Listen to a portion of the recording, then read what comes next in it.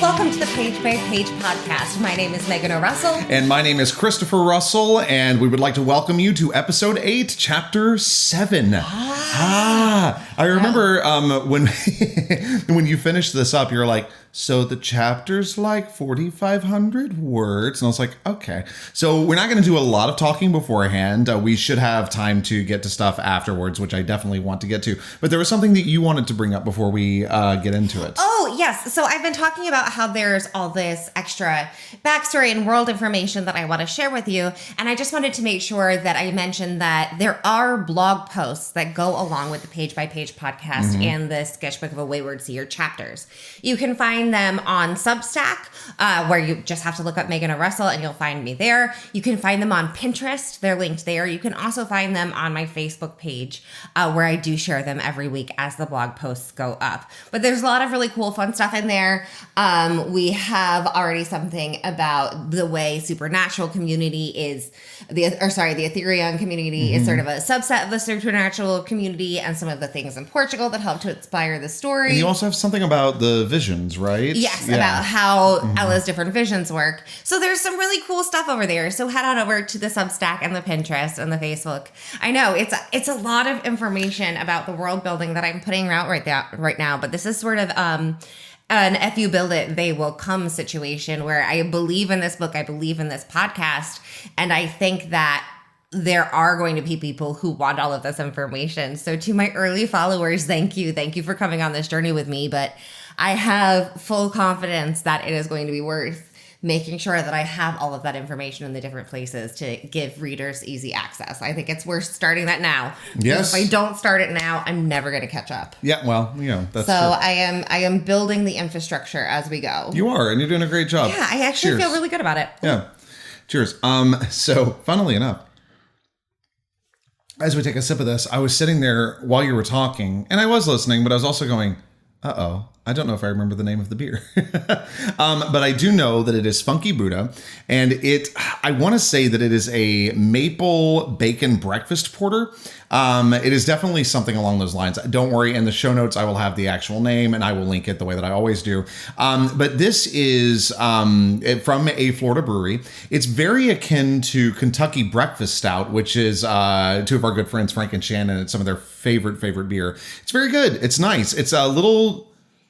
It's weird. It's like a combination of dessert and breakfast. So it's not something that I would drink often. But it has a nice brown sugary taste to it. It does. It does. Yeah. And I think that's the maple part of it, I guess. We're beer snobs. All right. We are beer snobs. And cheers to chapter 7. To chapter 7. Ooh. Yeah.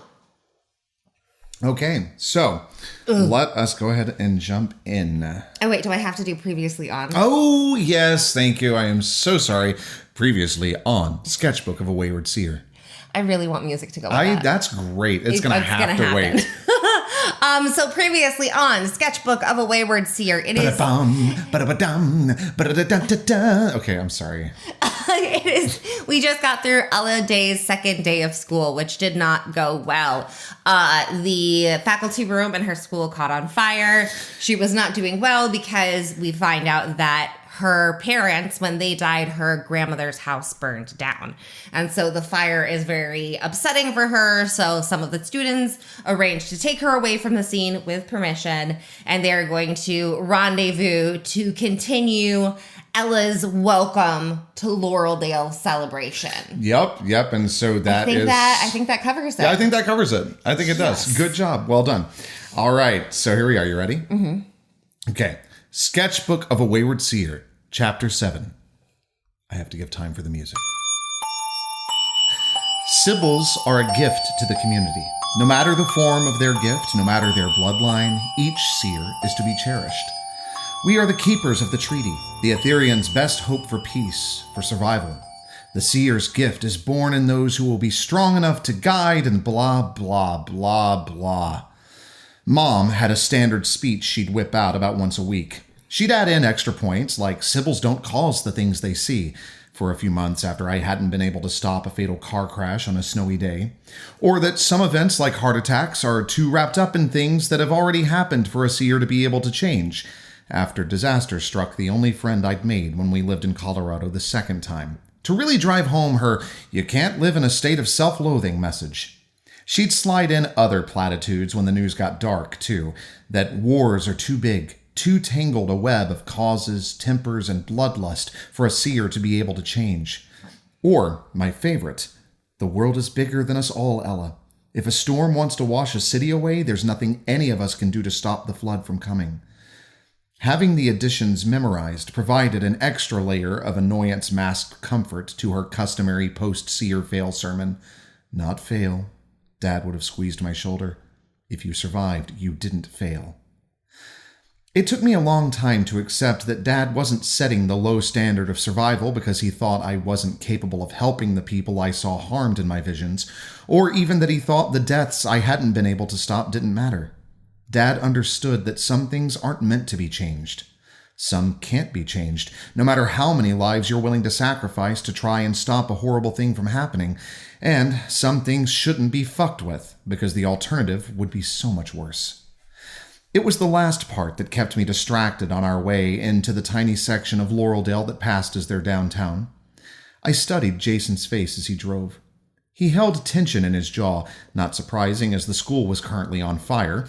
His cheeks and the corners of his eyes didn't have the kind of shape that implied anger or even moderate displeasure as his expression norms.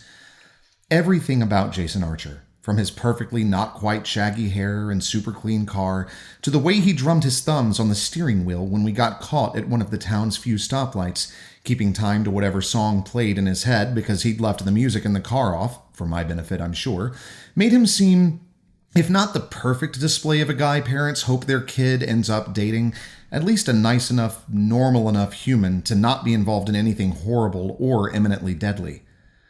I tried to meld the fading memory of the rage-filled vision of him in the hall with the borderline mischievous glint growing in the now Jason's eyes as he turned down an alley to park behind an old 3-story brick building. Rage had filled bruised-jawed Vision Jason's eyes after the girl slammed the door in the hall, right?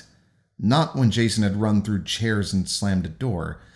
How the hell did two visions of the same guy get crammed into my head, and why the fuck did slamming doors have to be his motif? "You ready to go in?" Jason waited, hands on his still-fastened seatbelt buckle, like he really would circle the block a few times if silently riding in a car for a while sounded like fun. "He's being nice because he thinks you're about to crack, and you spiraled into a Vision slideshow because he's right.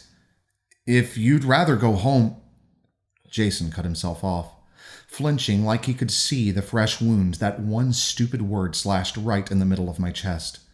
"Sorry, I didn't—" The line of his jaw got even tighter as he clenched his teeth. "Don't be sorry." I unbuckled my seatbelt. "I live with Kate. The H word fits. My brain just hates it." "Yeah." Jason leaned forward, resting his hands on top of the steering wheel, looking up at the second-story patio above us. "I don't think my brain could handle it either."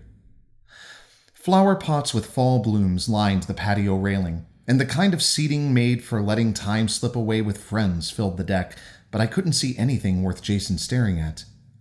"Can you promise me something?" He turned to me, staring right into my eyes in a way most Etherians avoid as soon as they realize what I am.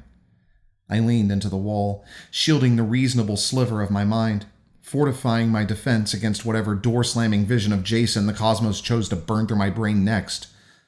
"Please?" he said. "Please." I fumbled my way back to his question. "What kind of promise?" "Nothing scary."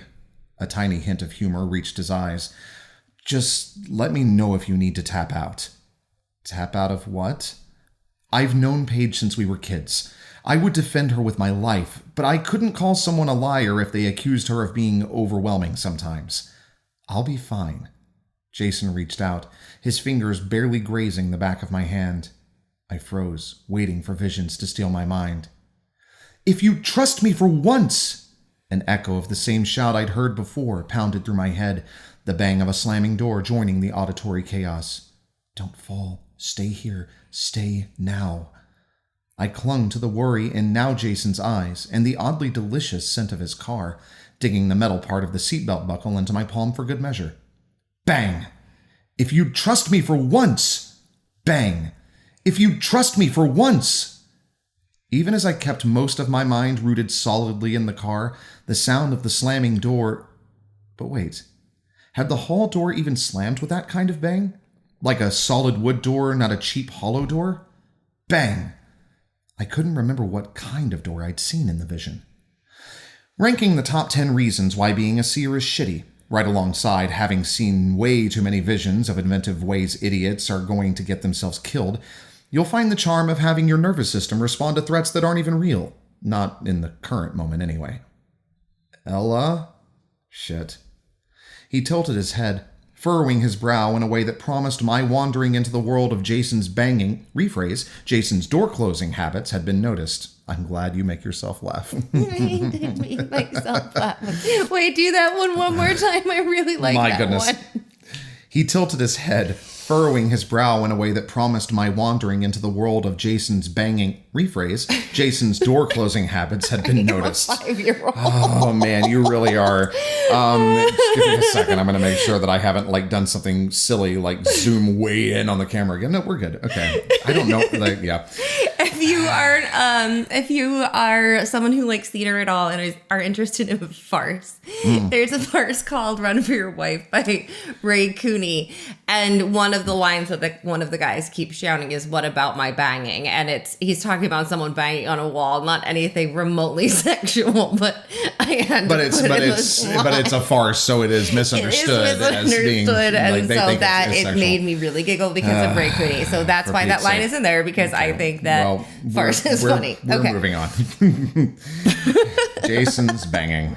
Wait, Right. go back up, read it one more time, because we lost the trail. You're we right. lost You're right. We lost the train. Or of the thought. thread, Okay, yeah. Okay, continue. He tilted his head, Jeez Louise. He tilted his head, furrowing his brow in a way that promised my wandering into the world of Jason's banging, rephrase, Jason's door-closing habits had been noticed. Heat crept up into my cheeks as I tried not to fixate on the fact that my heart was racing like the girl in the vision had been shouting at me. If you'd trust me for once, I can handle whatever Paige has planned. I reached for the car door handle, turning my back to Jason like a coward and a fool. I'm sure you can handle anything. That doesn't mean you have to submit to the will of Paige. I thought you and Paige were friends. We are, which is why I want you to promise you'll tell me if you want out. Paige isn't going to take subtle hints that you're overwhelmed, so just let me know and I'll get her to free you. I turned to look at him, displaying my mini glare. If you're so sure you'll be fine, then promising you'll let me know if you need rescue shouldn't be a problem. Bang! My eye twitched as the very much not real sound reverberated every retort right out of my head. Fine, but I won't need your help. Laureldale local tip?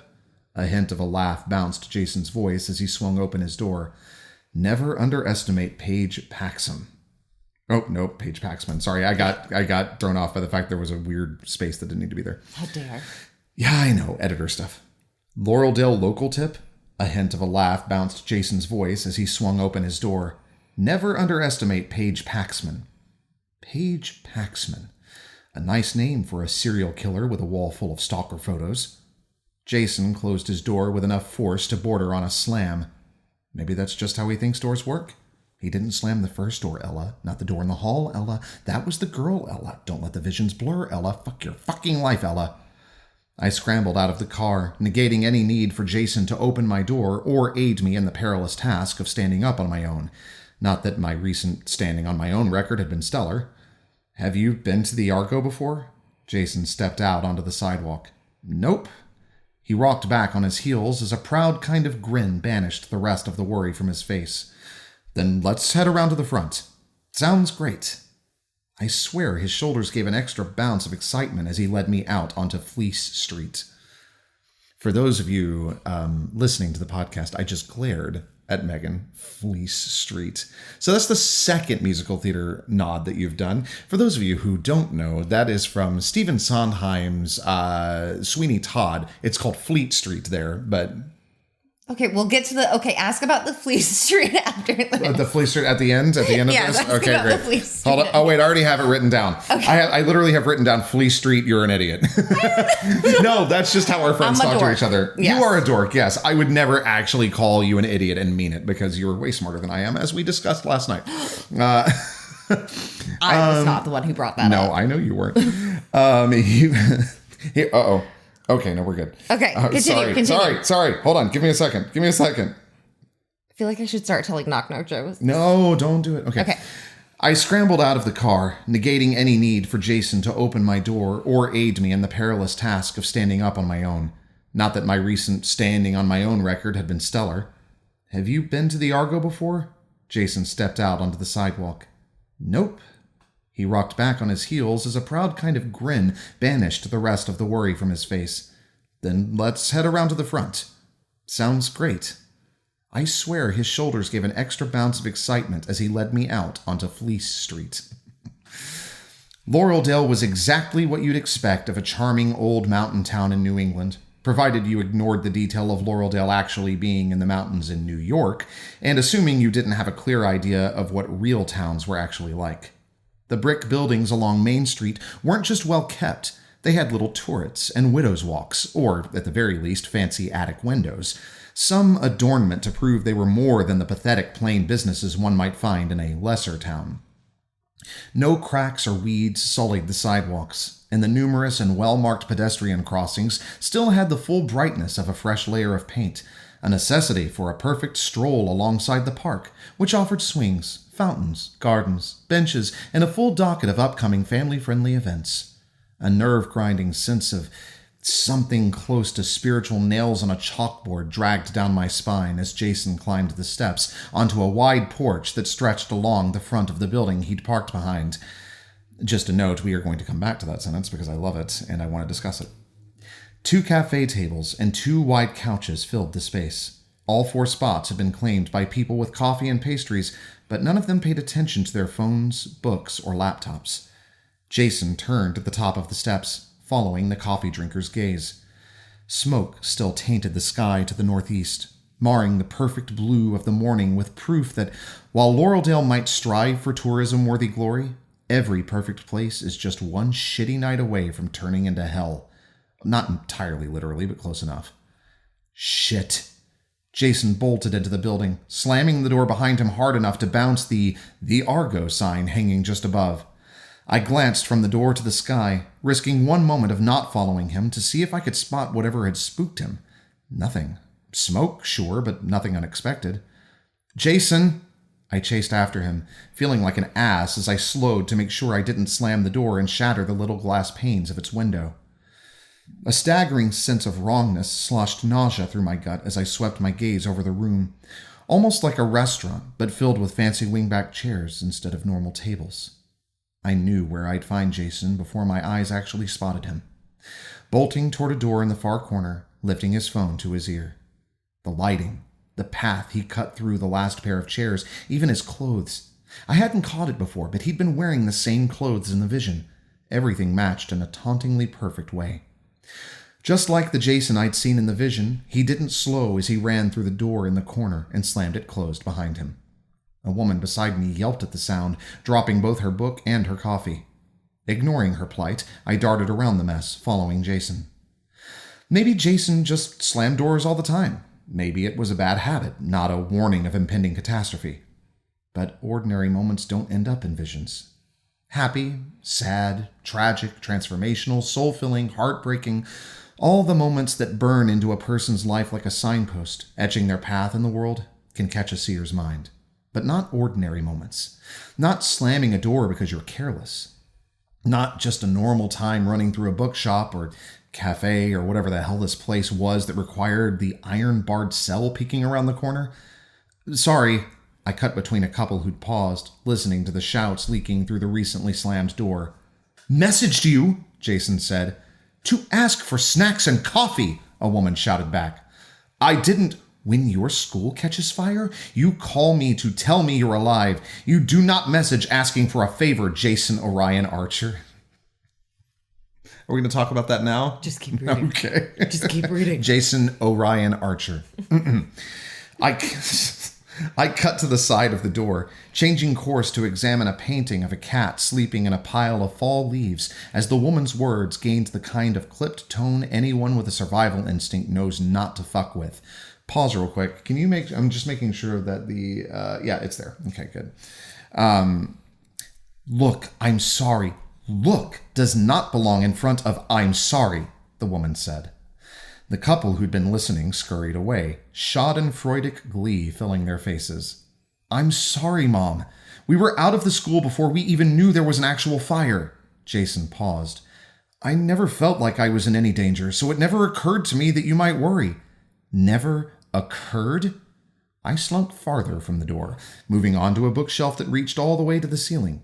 Arranged by category, then alphabetically by author, the local interest section offered local history, local lore, local fiction, local was your father there? The woman said.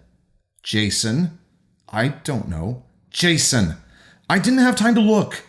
His words sped up like he was trying to make sure she didn't cut him off. I was helping the new girl. She had a panic attack or something, and I was trying to make sure she was okay. Cue the pinch in the front of my throat. The school is on fire, but I was never in any kind of trouble, Jason said. That's why I didn't think to call or try to find Dad, and I'm sure Dad will bother to tell me my son was in danger, the woman said. I'm sure seeing your missed call will remind him. Shit. Mom, you can't be mad at him. The school is still on fire. Not every vision-worthy tragedy ends in blood, fire, and death. Dad's going to call as soon as the fire's out, Jason. Some cause a more complicated kind of pain. It's an active fire, Mom. He's not trying to hide. Stop. Now. Some visions are born of heartbreak. The final death knell when the last thread holding something precious together snaps and, like a calving iceberg, irreplaceable fragments crumble away, leaving whatever souls survived the trauma smaller and more jagged than before. He'll call, Jason said. The problem is knowing when heartbreak, with all the scars it can leave on a person's soul, is actually the better option. You wanted the conservatory clear? Jason's mom said. Chief Everhart gave permission for some of us to get the new girl away from the school. Sometimes the fragments despair breaks away are festering, contaminated enough to kill if you don't find the courage to fling the rot away. Principal Harrison let Paige reinstate the welcome week, Jason said. I figured coming here would be better than letting Paige get creative. Oh, good Lord, does the new girl eat cake? Jason's mom said it all as one thought. I don't know, but she threw up a little while ago. Classy, Ella. I'd totally forgotten about the puke. Sorry. I'd totally forgotten about the puke. I'll get some veggie soup going, Jason's mom said. You figure out if she wants comfort cake. The conservatory is clear. I don't have anyone working in there until this afternoon. Thanks. The voices stopped. I took another step away from the door, freezing as Jason spoke again. I'm really sorry. Never apologize for your father's choices. Not good? That sounds very not good. I hurried along the bookcase-lined wall, heading toward the counter beneath a hanging menu that offered cappuccino, green tea, and fresh squeezed juice, then cutting around a corner to the iron-barred cells since, for some reason, a cage seemed like a nice place for an existential... Existential. Oh, my goodness. Okay. I hurried along the bookcase-lined wall, heading toward the counter beneath a hanging menu that offered cappuccino, green tea, and fresh squeezed juice, then cutting around a corner to the iron-barred cells since, for some reason, a cage seemed like a nice place for an existential crisis, because I could have stopped that moment from happening. If I'd realized the vision of Jason bolting through the cafe would happen today, I could have kept him away from the building. Even if I hadn't known why, in this case, not every time, but in the case of Jason Archer versus Angry Mother, all it would have taken was me refusing to leave the school. Jason wouldn't have been released early. He'd have stayed at school until all the parents knew their kids were okay, giving Jason's dad time to tell Jason's mom whatever it was he needed to say to make up for whatever he'd done to cause the fear and betrayal in her voice. And maybe changing this one moment would have been enough to stop whatever imminent heartbreak I'd just heard ignite. Or reignite. Maybe this was the moment that set Jason's mom free, giving her the chance to begin a wonderful new cycle of hope. Or maybe it was Jason himself whose entry in the universe's ledger marked the words spoken behind that door as worthy of a Sibyl's eye. Maybe this was the moment Jason learned the value of communication and began his path to becoming a psychologist whose views would change the world. Or this was the moment he would use as a guide in his quest to becoming a great partner and parent. Or the moment he would use to sabotage every relationship for the rest of his life. Or it could be the moment Jason Archer realized his parents were going to split up. He didn't slam the door as he came back out into the book-lined cafe. For a moment, I caught a glimpse of his reality. Chin down, shoulders rounded, but still tall enough and built strong enough it would never even occur to anyone that he might crumble. He forced out an exhale, then pushed his shoulders back and tipped his head side to side a few times, like he was warming up for a facade of cheer. What if the pain Jason shook off to hitch a welcoming smile in place had actually just been a pivotal moment that would lead him to joy and happiness and all the wonderful bullshit the world has to offer? If I'd interfered, I would have ruined his chance at the kind of life most people never get. He tipped his chin back down, bouncing a few times like his first effort at shaking off the inner turmoil hadn't worked and he needed to up his game. What if Jason's family had just tipped over the edge of the cliff and he was in free fall because I hadn't done anything to stop it? Then you failed to act and fucked over a decent guy. Jason had steadied his smile by the time he spotted me in front of the caged-in cocktail bar aptly named The Cell. Realizing a moment too late, I'd been staring at the excellent liquor selection in a way that would be really weird for a minor if you didn't know their mom had worked in some of the best Etherean bars in the country. I sidestepped to read the infographic on the wall. The Archer House. The unique and awe-inspiring title arched across the top of the display. As long as there has been a settlement in Laureldale. Are you up to food? Are you up for food? Jason bounced. Bounced. It's funny how there are certain days when some syllables are just harder. Yeah, I know, but it's been like 2 days in a row now because we just closed Pippin, by the way. This is complete tangent, but in the last performance, my second line of the entire thing, I was like, this part is to be portrayed by a... I was like, what? I actually did it well that time, but I did not do it in the performance. I was like, man. So it's just carrying over for some reason. Sometimes your diction is just tired. It needs a little nap. Yeah. This is not the time for a diction nap. This is not the time for a diction nap. Okay, right, let's get back into it. Are you up for food? Jason bounced to a stop beside me, all trace of worry gone. I took a moment, daring to actually assess my stomach. Maybe, but not... Don't say cake. Don't say cake. He'll know you were listening if you say cake. Anything big? Great. My mom's going to toss on some soup. I think he mistook my relief at not outing myself as an eavesdropper for confusion. "Well, this is my family's place," he said. "So it's not a big deal. I can grab everybody pastries and coffee myself, but I'm not allowed to mess around in the cafe's kitchen." "Why did you say allowed like that?" I asked. "We're good to take over the conservatory." He beckoned me around the next corner and into a hall. "You're not going to tell me?" "I use my family's kitchen where we live upstairs." Jason stopped, crossing his arms as he leaned against a closed door. "If you'd rather, I can make you some food up there, but it won't be as good as anything from the cafe." "But why aren't you allowed to use the cafe's kitchen?" Jason wrinkled his nose. A few hard-won lessons on the dangers of cooking oil and importance of fire safety. That sounds familiar. I pursed my lips in a half-hearted attempt to hide my smile. "Soup from your mom sounds great." "Good choice." He stepped aside and swung open the door, giving me a view of the Archer House Conservatory. Ask 100 Sybils how they experience visions, and you'll get 10,000 answers. The vibrancy of the colors, the details formed, the sense, the texture of the air, the feel of whatever force pushes visions into a seer's mind. Every person is different. Some never experience visions the same way twice. The way the visions are triggered is different too. Some need incantations. Some can call this curse upon themselves at will. Some use bloodletting. Some wait for the moon. Some just dodge the horror until their mind can't hold out anymore.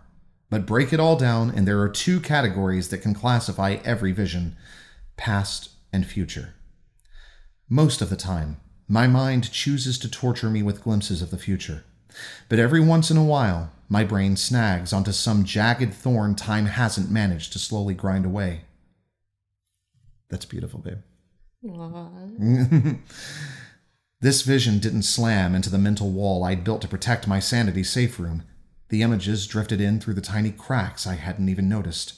not twisting and shaking the world, but slowly painting an image that shrouded the sun-filled room and Jason's expectant grin. Beyond the windows that reached all the way up to become the ceiling, darkness claimed the sky. Thick clouds stealing whatever moonlight the night might have offered, leaving only slivers of shadows in the conservatory. Gasping caught my ear, coming from inside the room. I pushed my way forward, moving through the scene with a freedom visions of the future never allow. Because you only have feet in the past? Because you're only brave enough to want to witness things you know you can't change? There, by the far wall on the right, perched on the edge of a marble table, the back of her head thumping against the window with every thrust of his, really? That was the vision the universe just had to ram into... Not ram? Don't even think ram. The man's ass jiggled with each pump as he drove himself into the gasping woman like a librarian on a book stamping rampage. Sorry, the visual. He gripped her hips. He gripped her hips, anchoring himself to pummel her harder as she moaned in a way he somehow believed might be a sign of genuine pleasure. Are you laughing at me? The fact that you... No, I just realized that this is... do we want to finish this? No, go ahead. Go ahead, because I actually need to write something down. I realized that this is the first instance of anything sexual in the book. And it's not even fun for anybody except for him. Bad sex. And I'm already giggling about you reading it on the podcast. I'm going to need to learn to have like a sense of humor above a 5-year-old, because this is... It's not ever going to happen. Well, I'm going to have to learn not to giggle on the podcast. Okay, sorry. Yeah, okay. I see that happening. We're going to take bets. No, I'm kidding. No one would bet on me. No, they wouldn't. I tried. No. Do I have to go back to the man's ass? All right, man's ass jiggling. Take 2. The man's ass jiggled with each pump as he drove himself into the gasping woman like a librarian on a book stamping rampage. I can't. It's just so good. Okay. I mean, but it's not so good. That's the problem. The man's ass jiggled with each pump as he drove himself into the gasping woman like a librarian on a book stamping rampage. He gripped her hips, anchoring himself to pummel her harder as she moaned in a way he somehow believed might be a sign of genuine pleasure. I tried to look around the room to see if the universe is merciful, there was anything else that could have caught hold of me. But only the man's rapid humping and the woman's fake orgasm as she gripped his shoulders in a clear plea to just be done already stood out in the darkness. A ding came from near the woman, cutting off her pitchy moans. I'm sorry. It just makes me think that she's like singing. She grabbed a phone from the table. As she read the screen, its light caught the instant her expression shifted from frustration to fear. Shit. She moved. Nope. Shit. She shoved the man away. He stumbled, his heels catching on the hem of his pants as they, and his boxers, sagged below his knees. Ooh, typo. Oh. He stumbled, his heels catching on the hem of his pants as they and his boxers sagged below his knees. The fuck? The woman slid off the table, tucking her phone into her pocket as she brushed out the bottom of her skirt. He reached for her arm, the moon giving... What did I just say? Moon. Okay. He reached for her arm, the move giving me an unwanted view of his unwrapped, still perky favorite toy. We're not done. My heart rammed up into my throat, but she knocked his hand aside. This never happened. She stepped past him. If anyone finds out about this, you're dead. You're just walking out? He yanked up his pants as she strode toward the door. Are you kidding? No, and I'm not kidding about you ending up dead either. She opened the door, letting in the light of the hall beyond and what seemed like the voices of dozens of people. You're making a mistake, the man called after her. But he didn't make any move to follow as she turned the corner toward the front of the cafe.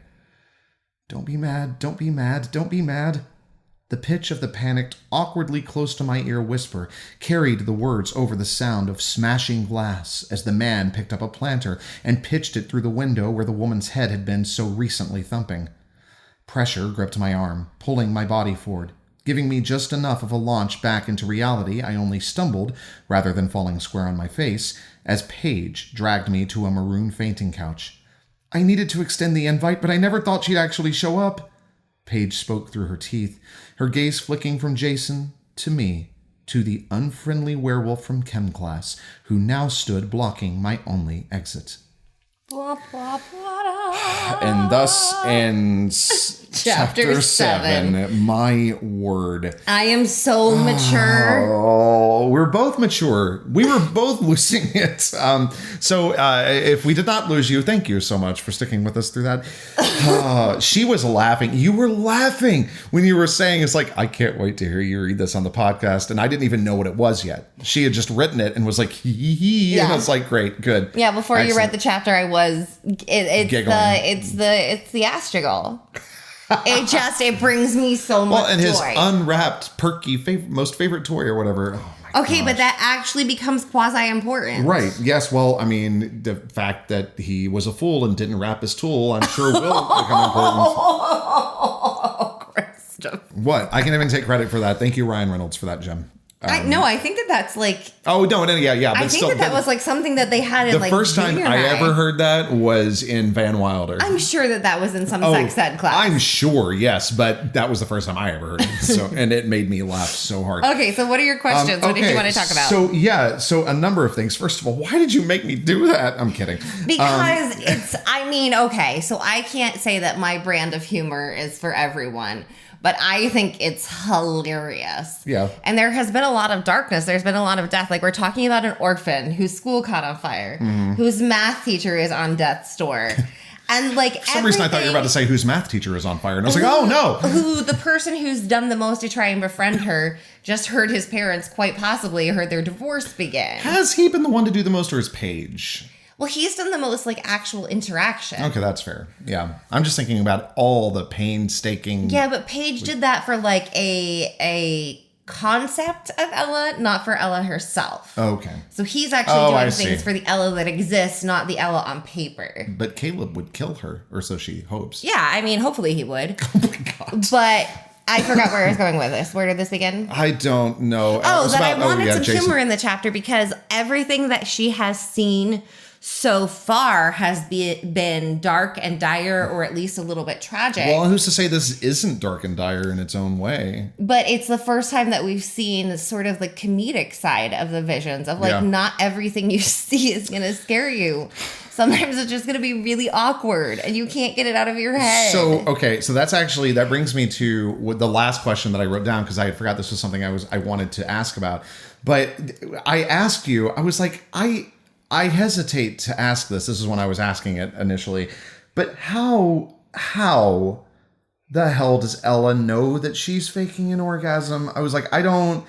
And explain the way that you explain it to me.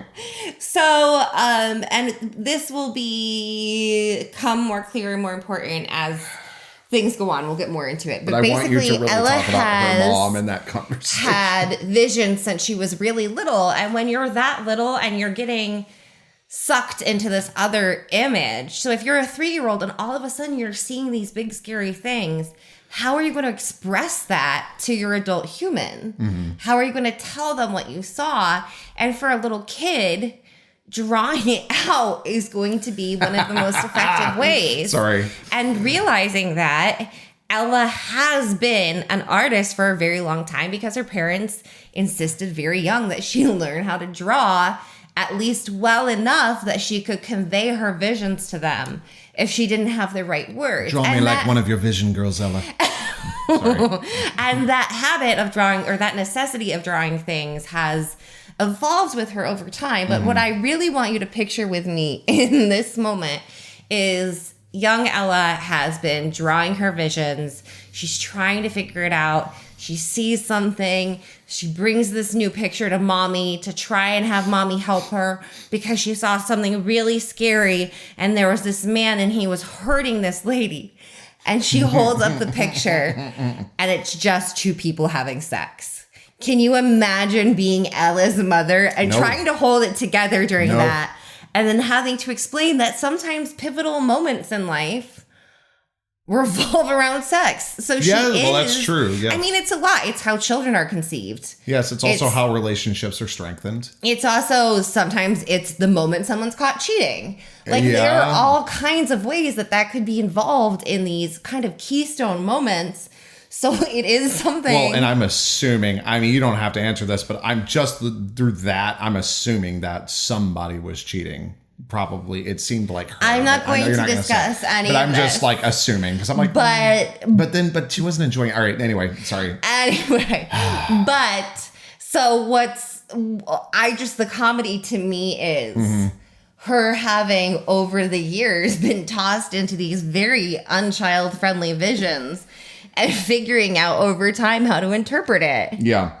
And so that's why I think the fake orgasm is fine, because she's watched a lot of people have sex because that's just where she gets dropped. So, you'd be able to figure out like, oh, no, he's not doing a good job. Poor thing. Like, I know. That would be awful. But that is part of it. If I'm going to set it up that way so that it's the big moments that ping for Sears, then those have to get in there too. I'm trying to think now, just wrapping my head around it. And granted, I don't know. I don't know if it would be different for a guy versus a girl. But if you were growing up seeing that much sex, I don't know if it would completely turn me off of the idea or just make me more intrigued about what this thing is. You know what I mean? I guess it would depend on the person. But I think that you're also thinking of that as like the only kind of vision you get. Oh, yeah, fair. So if you're regularly seeing guts, gore, death, then maybe that would be a relief. Then you're like, this again. You know what I mean? At that point, it's more of an eye roll because there's no intestines. Right. There's no fire. It's just annoying. Well, there definitely wasn't fire in that scene. Ooh, Christopher. Okay. So I'm trying to think of how much time, because I don't want to cut any of these questions out. Okay. So let's talk about your musical theater references here. Fleece Street. What? That wasn't just a music theater reference. It's not actually a music theater reference. It just fits very well. No, but the fact that there's a cafe on a street called Fleece Street just makes that is just it is a coincidence. Okay, so then let's actually talk about the Argo, Fleece Street, Jason. So the Rams. Yeah, the Rams. Yeah, so Laurel-Dale and has embraced the Laurelness of its town name. So they have embraced sort of the Greek mythology aspect of the ram as Laurel-Dale's school mascot. Okay. Yeah. And we haven't really gotten into this yet, but Jason's family, the Archers, have been in town for a really long time. Well, no, we glimpsed that a little bit under their sign, yeah. So you have to consider... They're unique. No, but if you look at this, you grew up in this town, your wife gives birth to this giant child. Would you not name him Jason? I don't know. I don't remember how big Jason was. I loved mythology. But it's a hero. If you're going to have the ram... Yeah.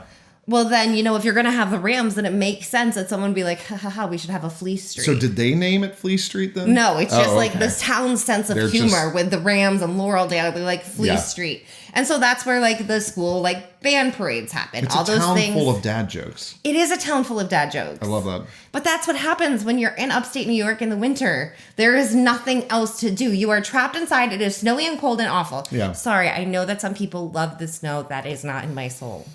So that's where the Fleece Street goes. Mm-hmm. And then Jason is guy who grew up in town being like, oh yeah, my kid's going to be the king of the Rams. His name's going to be Jason. And then we get into whole Archer, which is his mother's sense of irony with Orion. Yes. Yeah. Because the last name is Archer. Right. Yeah. And Orion is an archer. Yes. So she's fully embraced the irony as well. Oh, man. Which is going into the Argo because the Argo is Jason's ship.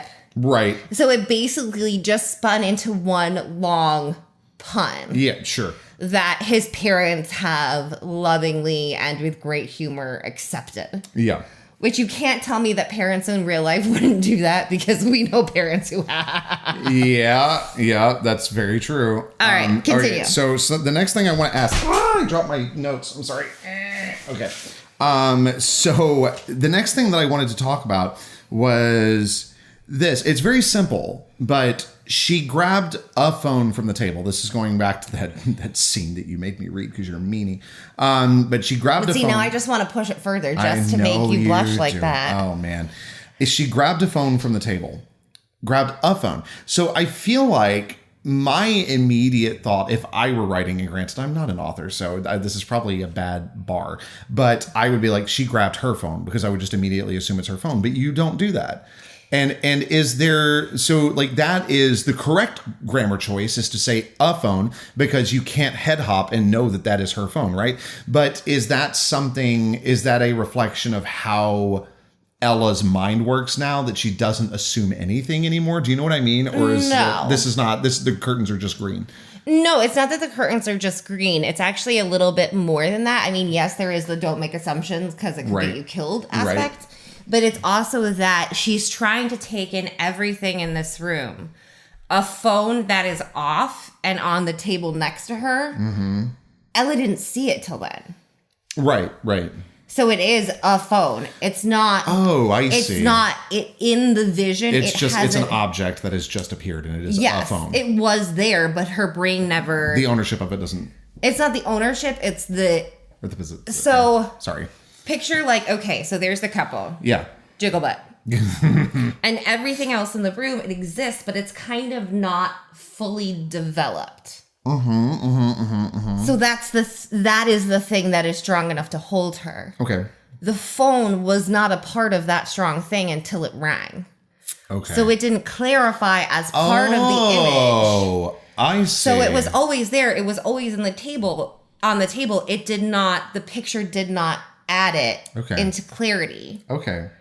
So it was there. Okay. But it just wasn't in focus. So I actually, I'm gonna try to bookmark that, because that ties into something else I want to ask you. But first, before we get into that, because that feels like that's going to be kind of heavy and involved. New York versus New England. Explain. Okay, so because New you make York this. is There's a not sentence. In New England, correct? But you make this sentence about this town, a small New England town. Only if you forgot the fact that it was actually because in New York, a lot of people don't know that New York isn't a part of New England. I grew up in Tennessee, but I as someone who grew up in upstate New York, and New York is not a part of New England. Yeah. So my upstate New York baby heart had to make sure it was clarified that it's not. It is not a plot point. I just could not bear to call it a New England town, even though that's the image that people are going to, at least I believe that people are going to most easily be able to put in that kind of mode. Right. But it's not in New England. Okay. But I couldn't pretend it was in New England because it's in New York, because it's the Adirondacks, so it's like a little less. So you had to show that you knew that. It is not a plot point. I just couldn't let it slide. Oh, I gotcha. Because that's who I am. All right. So one more thing before we get into the deeper discussion, just because I want to make sure that I'm keeping good tabs on the time for that one, because I feel like we could go for a while on that. Oh, geez. Which maybe it'll be something that we pick back up in the next episode. Okay. But before we get to that, I want to ask you, because as we were editing this, there was a word vision, not a vision Ella was having, but there was a vision in this that we had to cut out. So how is that dealing with this? Because I feel like you can say, not that this is what it was, but like a vision of beauty, but now you can't, because it's actually a thing. Well, it's also, there are other examples of it where it's almost like we had this huge discussion in editing about the Argo sign. Yes. And so when you have something with the, we really had to look at, is that the best way to say the sentence? Right. Is the cafe Argo or the Argo? Yeah. First, and once we decided on the Argo, is that the best way to restructure the sentence? Is it take it out of voice if you change those things? And what was the question? Sorry. The other question was using the word vision and not being able to use it the same way. Things like that with vision in this one, I'm trying to think of, there is a lot of magic in the Umbrea series. Mm-hmm. Sorcery is another common term for magic, but since the sorcerers are a very distinct group, sorcerer can only be used for them. Right. Any other elemental magic cannot be referred to as sorcery. Yeah, but hold on. You do use the word sorcerer when it comes to certain black bloods, though, don't you? Because they are sorcerers. Yes, they are sorcerers. They're just not part of the guild. Yes, but that sorcerer is a different part of elemental magic. Yes. Oh, okay. You see what I mean? Yes, I do. So elemental magic versus sorcery. So I can't let those terms cross because there is such a definitive distinction, which wouldn't happen on All Worlds. Right. unfortunately, and I didn't realize this till today, love writing in real time, that I'm going to have to be really, really careful with how I use vision in this series. So like, Ella's not going to an optometrist. I'm sorry. It's just not going to work out. Your vision is 20. Yeah, but I'm probably going to have to, every time I write a chapter, run a check for the word vision and just make sure that I haven't put it anywhere that's going to be confusing. That's true. But, you know, the word is the word. And just to keep it clear and moving quickly, I just have to be really careful about how I use it. So we wanted to come back and talk, and this, I don't know if this really ties into the other thing I want to talk about, but a nerve-grinding sense of something close to spiritual nails on a chalkboard dragged down my spine as Jason climbed the steps onto the wide porch. So I told you that I What is the other thing you want to talk about, just so that I know? The other thing I want to talk about is the way that, like, you've had visions so far that have been very, like, cast in spotlight, and you know what I mean? Yes. So, and also how that ties into the difference, because we now know that there is a difference between past visions and future visions, and also probably a difference between different past visions and different future visions, as we have seen. Cue the spotlight. But before we do that, I wanted to ask you, because this is something we were going to talk about. So, side note, there are conversations that I stop us from having. I don't know that you've stopped one from happening yet. No, you did. You did. You stopped this from happening today. I had the most self-control ever. Okay. In that moment, in that moment, you did. But that was it. That's the peak. Yeah, that was it. That was it. But there are conversations that we are like having off camera, and then we're like, we can't do that because we need to be talking about that fresh. One of those was this right here, the something close to spiritual nails on a chalkboard dragged down my spine. That was not what I was going to get to, but it doesn't matter. So is this because, and do I get to take a guess? Sure. Is this because she's walking close to a place that she actually saw in a vision? No. Oh, okay. So go ahead. So this is why I wanted to know what the next question was, because they actually tie together pretty carefully. Oh, great. Okay. So if you want to pull up, this sounds really, oh God, I don't like saying this. What? Do you want to pull up the quote of mine that you really liked about the thorn? Yeah. That sounds so, it feels so like, it makes me want to like tuck my head into my shoulders. For Pete's sake. It's a great. But anyway, okay. So the reason that it feels like spiritual nails on a chalkboard is, like I said, I'll read the line, but most of the time my mind chooses to torture me with glimpses of the future. Mm-hmm. Every once in a while, my brain snags onto something jagged, onto some jagged thorn time hasn't managed to slowly grind away. Mm-hmm. So in this moment with her in the future, it's this couple having sex, and the fallout is the moment. But if you look at this old building, this old building that has been in a family for a long time, right? This building that has people in it all the time, this building that has a cell in it, yeah. So if you're looking at it and you're thinking about thorns that haven't been worn down by time, with everything that's happening there, it's going to feel to a seer like everything's dragging against her. Okay. That it's that icky noise that's raking down her spine because there is so much in this building. Right. So, so then let me ask you this. Is it just her ability to stay present because she's worried about Jason that keeps her from stumbling into all of these different visions? None of the... Until she's in the conservatory, none of the thorns themselves are big enough to catch her. They're just big enough to feel awful. Okay. So they're big enough for her to like feel the nails on a chalkboard running down her spine, but they're not big enough to actually grab her. Okay. Interesting. Huh. Okay. Oh, the more I learn about this, the more questions I have. What was the last question? So the last question that I had was, and maybe this ties into past visions versus future visions, because the future ones that we've seen so far have tended to kind of slam into that wall the way that she says this one does not. So this one is seeping through the cracks. But then there's also the difference between the future visions that you've shown so far, like with, what do I want to say? Is it Zach? What's his name? That's got the hammer. Noah, thank you. So sorry. There's an A and an H in both. And the N, if you turn it on its side, is a Z. Okay, I'm sorry. But, and if you take a chunk out of the O, it's a C. Okay. All right. So, there's a spotlight on him. There also happens to be almost a spotlight on Carver. But then in the other visions we've seen, there hasn't really been a spotlight so much. So, or at least not that I remember. So is there a reason for that? Like in those moments. So with Carver, with Noah, nothing else in the immediate vicinity is important enough to hold detail. Okay. So Carver, it's not anything that's happening in the class that's affecting this. He's also not moving. Right. It's the same with Noah, where there is nothing in his immediate vicinity interacting with him. Okay. So it's just that pool of light that's necessary. So then between past and future, they share the commonality of things not being in focus unless they have to be. More so in the future, because let's say, this is going to sound really abstract. Let's say the vision of Noah standing in the street light. Visions are abstract. So that's the set moment. Okay. That as of now, this is what's happening. Okay. Let's say tomorrow, a water pipe breaks. Okay. And on the far side of the parking lot, that all has to get redone. Okay. So technically in that parking lot, only half of it would be there. The rest would be ripped up. Okay. That doesn't affect Noah's moment. Okay. So in order to build the whole scene, it's how many unchangeable things is she seeing? Okay. Because that has nothing to do with this. Yeah. So something changing that isn't going to affect this moment. Okay. Sure. Does that make sense? Yeah. So if they're related, like Paige and her picture wall or Jason and the door slam, those details are a part of that moment. So that is why she can see them, because they are an integral part of the moment. Okay. If one is there, the other's there. Okay.